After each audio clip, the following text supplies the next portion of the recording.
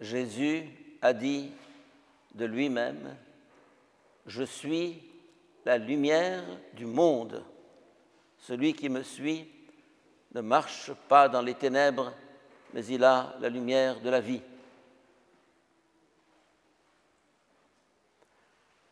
Et au début de son évangile, Saint Jean nous dit, il était la lumière qui éclaire tout homme venant en ce monde.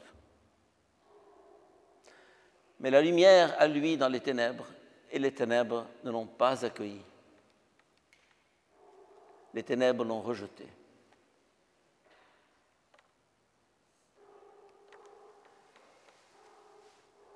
La pire des choses qui puissent arriver à quelqu'un, c'est d'appeler le noir blanc et le blanc noir, le vrai faux et le faux vrai. C'est ce qu'on appelle en bon français la mauvaise foi. C'est un peu ce qui nous rend fous avec le régime actuel, la mauvaise foi. On dit blanc, on fait noir. On promet une chose, on fait le contraire.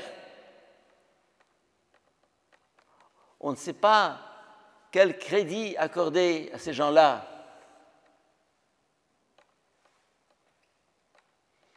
Jésus, dans l'Évangile, appelle le diable le menteur, le menteur. Et tout cet Évangile tourne autour de ça. Lumière et ténèbres.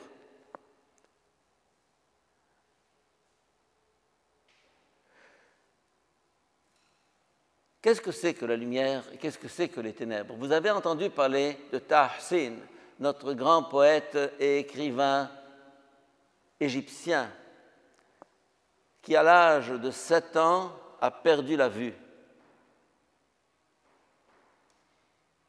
Il a quand même été à l'école et il a passé son brevet, son secondaire, son université, son doctorat à la Sorbonne, aveugle. Et il voyait. Et il voyait de façon claire les choses. Je l'ai rencontré il y a combien de temps? 50 ans? Dans sa résidence de Giza avec sa femme française, Suzanne Tahsin. J'étais impressionné par cet homme qui ne voyait pas, mais qui voyait. Vous savez comment on l'appelait en arabe? Al-Darir al-Basir. Al-Darir al-Basir, l'aveugle clairvoyant. On peut avoir des yeux et ne pas voir, des oreilles et ne pas entendre. Car tout se passe non pas au niveau des sens et du physique, mais au niveau du cœur. C'est le cœur qui voit. On ne voit bien qu'avec le cœur. On entend bien qu'avec le cœur. Si vous n'êtes pas prêt intérieurement à entendre quelqu'un, à entendre Dieu, vous n'entendrez rien. Rien. Tout se passe dedans. Lumière. Quelle lumière? Cette lumière intérieure. Et cette lumière intérieure ne brille que dans la mesure où nous supprimons tout ce qui l'empêche de briller, tout ce qui l'empêche de rayonner, tout ce qui l'étouffe, tout ce qui l'écrase. Car la lumière est en nous, en chacun de nous, la lumière qui éclaire tout homme venant en ce monde. Mais il y en a qui l'empêchent de briller, de rayonner. Comment? Parce que cette lumière les condamne. Ils ne veulent pas voir. On voit parce qu'on veut voir. On voit parce que le cœur est pur et transparent. Rappelez-vous cette phrase de Jésus, « Bienheureux les cœurs purs, ils verront Dieu ». La lumière est là. Enlève le voile. Enlève le voile. Enlève l'obstacle. Laisse cette lumière rayonner. Lorsqu'on agit contre cette lumière, voilà ce qui se passe. Écoutez bien. Si en voyant le bien qui est devant vous, vous faites le mal, si en voyant votre chemin, vous faites le contraire, eh bien, peu à peu, la lumière qui est en vous s'obscurcit. Vous finissez par ne plus voir. Vous avez tué la lumière. Et c'est fini. Dieu lui-même ne peut pas y remédier. Appeler le bien mal et le mal bien. Voir clairement son chemin et faire le contraire, eh bien, c'est finalement entrer dans le mensonge. Le mensonge n'est pas toujours un mensonge devant les autres, c'est un mensonge devant nous-mêmes, avec nous-mêmes. On se ment, on se joue la comédie.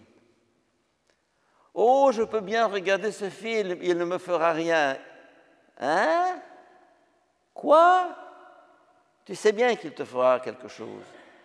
Tu sais bien qu'il te bouleversera ta vie. Tu sais bien que cette image va te détruire. Alors, on habille ça de toutes sortes de choses.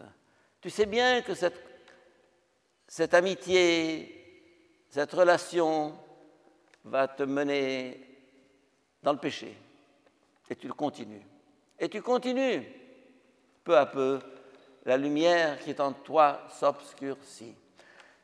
La mauvaise foi consiste à habiller le mal selon notre fantaisie, notre mazag, comme on dit en arabe.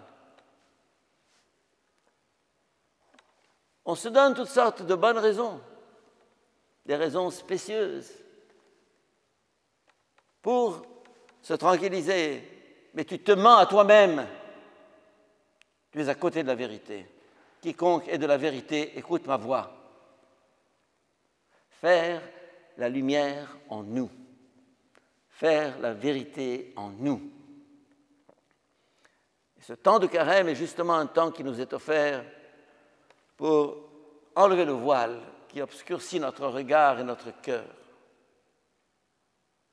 C'est une démarche difficile qui suppose qu'on s'attaque à ce qui en nous est vital. On s'y accroche et alors on tourne autour, on explique, on justifie, on trouve toutes sortes de bonnes raisons et on se ment à soi-même et on le sait dans le fond.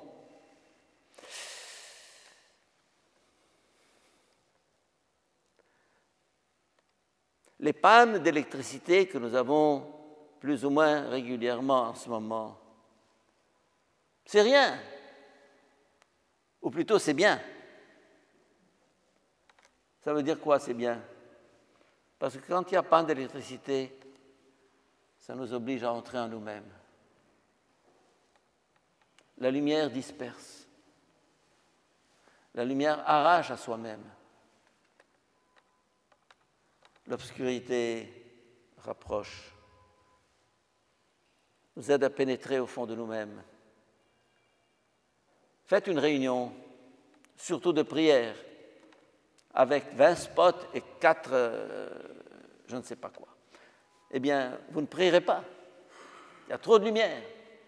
Éteignez tout. Une seule bougie. Une seule bougie.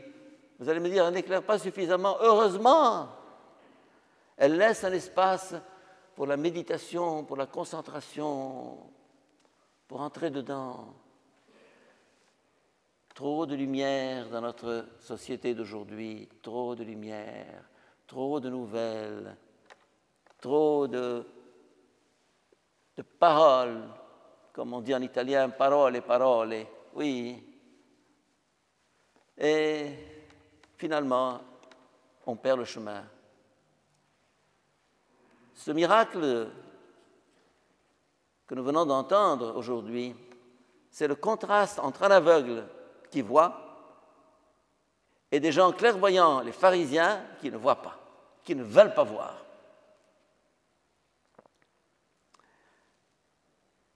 Et qui s'obstinent devant l'évidence. L'évidence, c'est clair. Et cet aveugle qui n'a pas fait d'études leur dit, comment vous dites que c'est un pécheur puisqu'il m'a ouvert les yeux? Nous savons que Dieu n'exauce pas les pécheurs. Par conséquent, c'est certainement un homme juste. Espèce d'idiot, fous le camp, on ne veut plus te voir, déguerpis. Ils ne veulent pas écouter une parole de vérité. Ils ne veulent pas se mettre devant leur propre vérité. Et quand on a ce courage, la vie change, la vie bascule. Cette semaine, à Mariout, il y aura 4 jours de retraite avec le groupe Emmanuel, je crois, du jeudi au dimanche. Une retraite, c'est le moment où on veut faire la lumière en soi. Et on entre dans le silence. Et peu à peu, l'inessentiel tombe, se dissipe. Tout à l'heure, je vous invitais à vous réconcilier. Il y a 2 prêtres ici pour écouter les confessions. Souvent, on ne se confesse pas parce qu'on a peur de faire la clarté en soi. On a peur de dire « je suis pécheur ». On a peur. Non, je ne suis pas pécheur, après tout, c'est très bien ce que je fais, etc. Et toutes sortes de raisons. Le geste de se mettre à genoux et de dire « pardonne-moi, mon Père, je suis pécheur ». C'est libérant, c'est libérateur. Et tout à coup, à partir de cet aveu, le cœur se transforme, les yeux se désirent. On commence à voir ce qu'on est, ce qu'on fait, et un nouveau chemin s'ouvre devant nous. Autrement, on tourne en rond, on se ment à soi-même, et c'est le cercle vicieux. Eh bien, mes chers amis, est-ce que nous voyons? Est-ce que nous voyons des yeux du cœur? Oui, quand on a des problèmes de vision, on va chez l'oculiste, chez l'opticien, on fait des analyses, on fait des scans, on fait tout ce que vous voulez. On prête grande attention à ce regard du corps. Mais qui prête attention à ce regard du cœur? L'Église nous invite, en ce temps de carême, à faire la lumière en nous, à retourner à celui qui a dit « Je suis la lumière, je suis la lumière du monde ». Eh bien, Seigneur Jésus, nous venons à toi pour que tu fasses en nous la lumière et que tu dissipes les ténèbres de notre mensonge, de notre péché, de notre duplicité, de notre mauvaise foi. Amen.